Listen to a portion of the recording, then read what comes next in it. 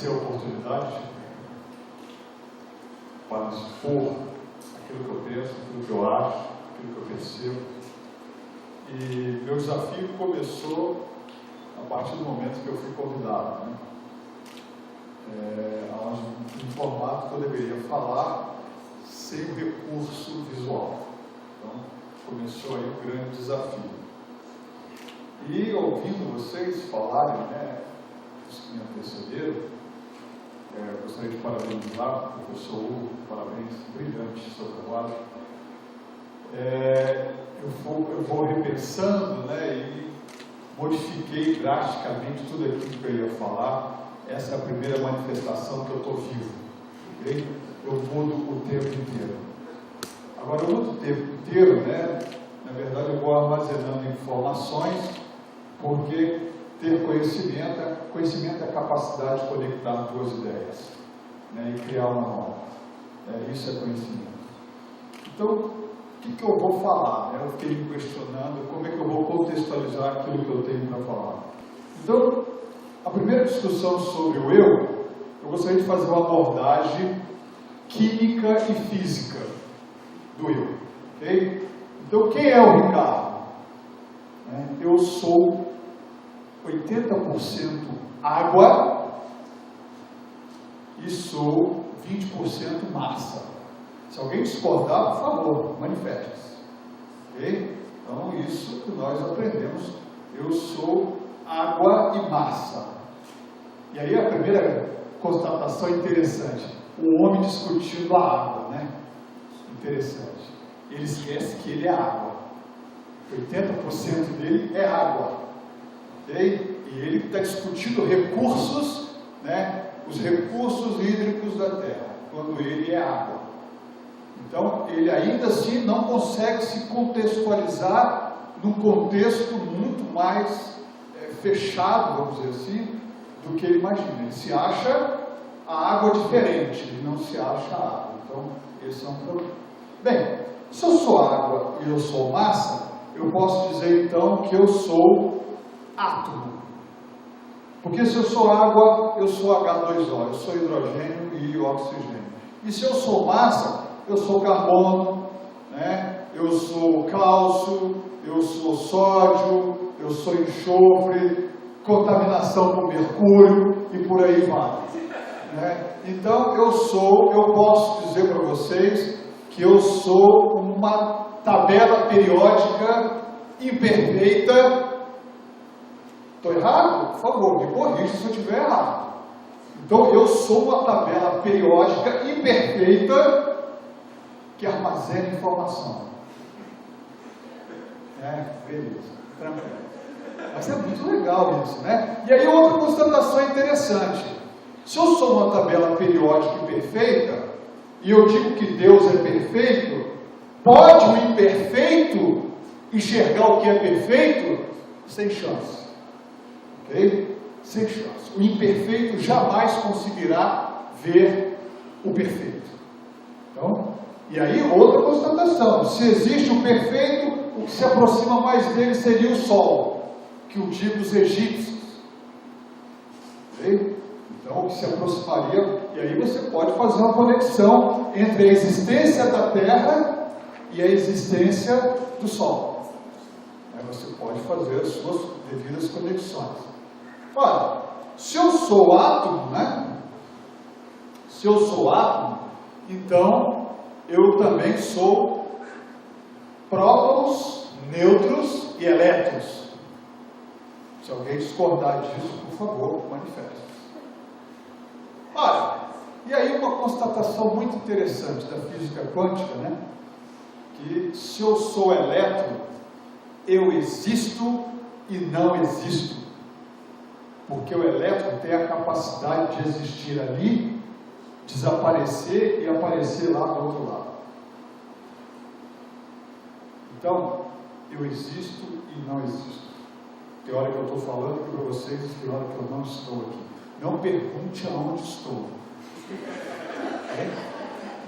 Porque daí a genialidade de alguns cineastas, por exemplo, no filme Matrix, é perfeita essa abordagem. Tem hora que eu estou na Matrix, tem hora que eu não estou na Matrix. Então, essas constatações, por que eu resolvi falar isso aqui? Porque se eu falasse isso aqui 500 anos atrás, eu seria queimado. Okay? E outra, e se eu falasse isso também para um público que não tem uma formação para entender o que eu estou dizendo, sem chance. Sem chance. Esse público não vai conseguir nunca entender. E aí eu vou entrar na segunda abordagem, que é a abordagem do conhecimento. O que é o conhecimento? Então, eu vou nas origens, eu gostei da abordagem da colega que falou anteriormente, quando ela utiliza a abordagem empirista, né, dos empiristas, dos filósofos, quando fala que nós somos uma tábua rasa ou uma folha, né, em branco, como foi colocado aqui, e que desde novo eu vou conectando ideias, né, eu vou conectando emoções e eu vou formando o meu conhecimento. Então, pela percepção pela sensação e reflexão, eu tenho uma experiência, ou a experiência é de dor, ou a experiência é de prazer. Essa experiência, então, armazena a informação e gera decisão. A sua mente fará esse movimento do dia em que você é ligado ao dia em que você for desligado. O tempo inteiro, a sua mente vai fazer essas conexões. Em essência, todo ser humano é dor e prazer. E a teologia vai utilizar, né, essa abordagem, porque a teologia tem o agente da dor e tem o agente do prazer. Da mesma forma que a teologia se apropria, né, da minha concepção atômica, quando diz, né, quando se apropria da filosofia que diz que do pó eu vim, ao pó retornarei. O pó é porque eu sou átomo, eu não morro, eu retorno à natureza, eu sou uno com a existência, eu sou uno, o tempo inteiro eu interajo com a natureza. Não existe, né, o caos é uma nova ordem.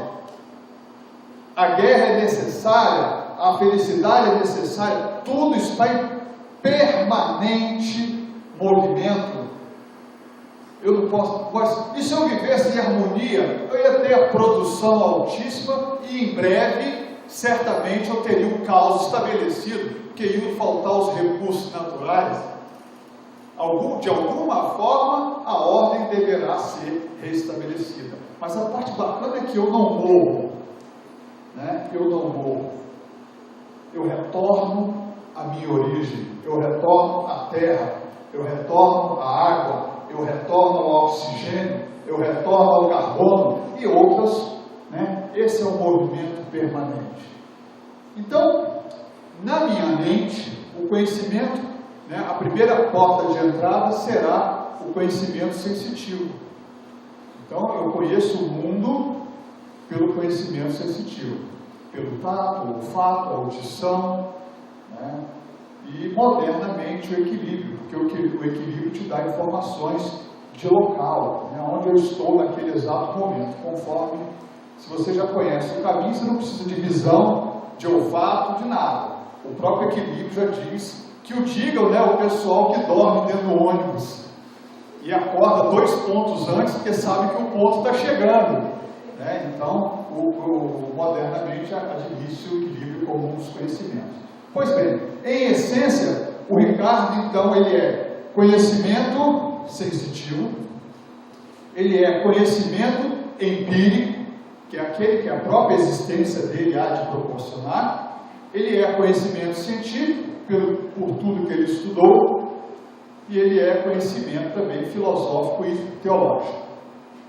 Em algum momento, a combinação desses conhecimentos é o que a psicologia chama de arquétipo mental.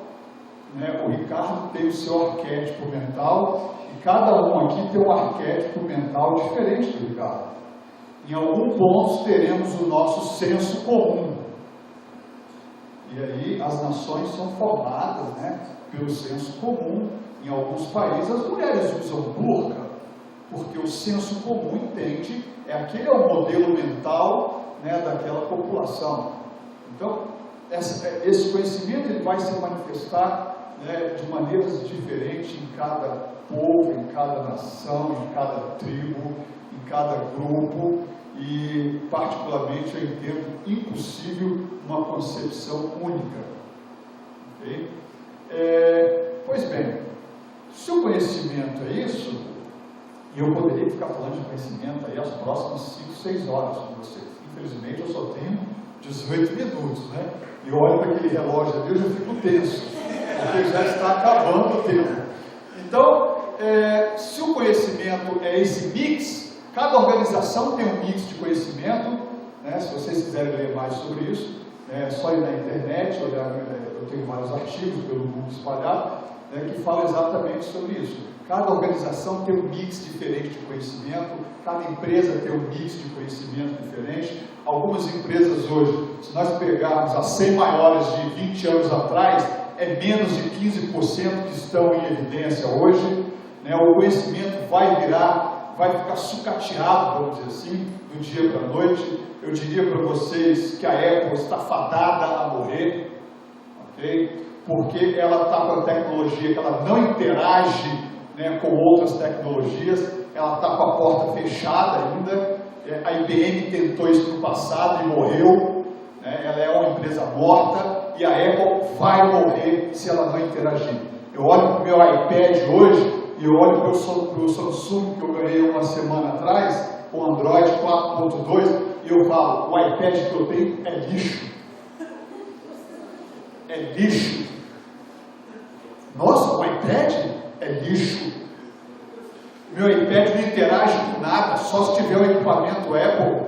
O meu Samsung fala com todas as impressoras que eu tenho. Por que eu quero uma tecnologia fechada, que ele diz o que eu tenho que comprar e o que eu tenho que consumir? Que conceito de liberdade é essa? Então, o mundo vive um processo extremamente, alguns percebem como traumático, como o caos, mas existe uma revolução em andamento.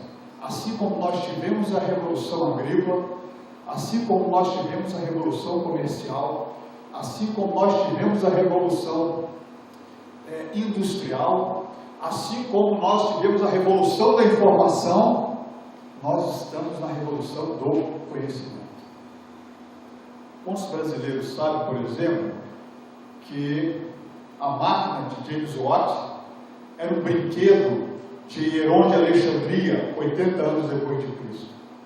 Quantas pessoas sabem dentro desse auditório que nós estamos em um planeta que gira em torno do Sol a 117 mil quilômetros por hora? E nós ainda acreditamos, né, em norte e sul. Quando se nós nos afastarmos da Terra, não existe norte, não existe sul. O que está em movimento é muito grande. Eu olho o filme de Santos Dumont e aí eu vi o palestrante falar dos irmãos Wright, né? Isso aí é protecionismo, né, americano, porque quem fez o voo controlado foi Santos Dumont. E aí eu vejo todo mundo ali debaixo da Torre Eiffel, né, vendo Santos Dumont fazendo o primeiro voo controlado, e alguns sorrindo, outros colocando a mão na cabeça, e não estavam acreditando no que estava acontecendo. Da mesma forma, dentro dessa sala, eu tenho pessoas céticas, eu tenho pessoas otimistas, eu tenho pessoas otimistas. Mas eu vou falar uma coisa para vocês.